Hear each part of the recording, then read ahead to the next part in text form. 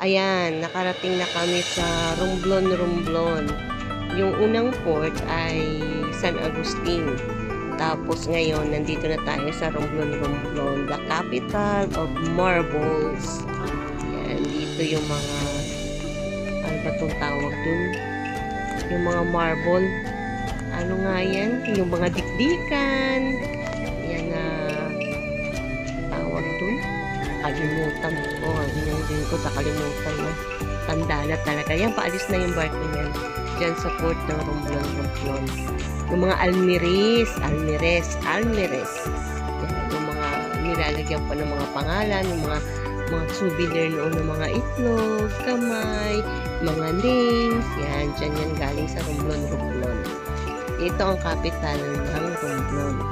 Yan, Romblon, San Agustin, at Sibuyan Island. Pupunta na yan sa Sibuyan Island.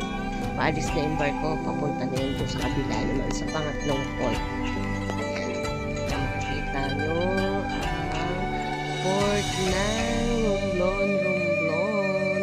Dito ang capital.